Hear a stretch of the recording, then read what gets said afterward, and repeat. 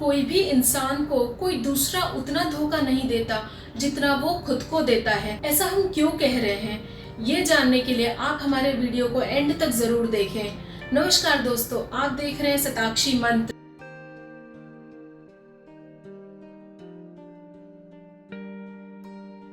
मुझे ये बताइए कि अगर कोई भी इंसान असफल हो जाता है तो इसमें किसकी जिम्मेदारी होती है?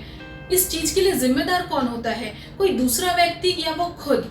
कोई अगर अवसर का लाभ नहीं उठा पाया, सपोज कीजिए किसी व्यक्ति के पास बहुत सारी अपॉर्चुनिटीज थी लेकिन वो उस पर्टिकुलर टाइम में उसको ग्रैब नहीं कर पाया, तो इसके लिए जिम्मेदार कौन है?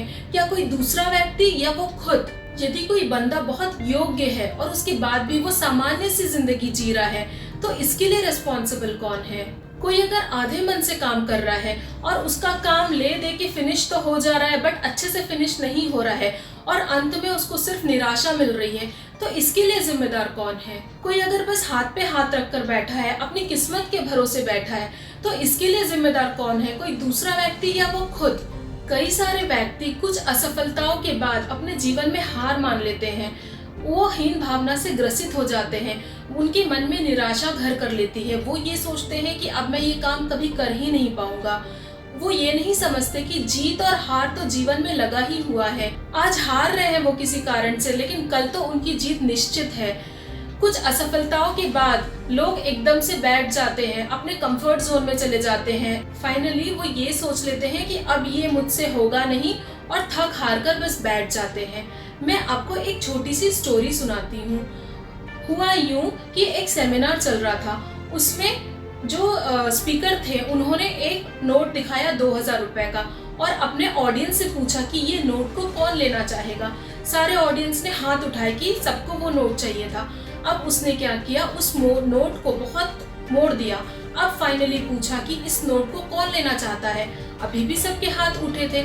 अब उसने क्या किया, फाइनली उस नोट को जमीन में उसमें बहुत सारी मिट्टी और धूल लगा दी। अब कहा उसने कि अब कौन लेना चाहता है। अभी भी सबके हाथ उठे थे।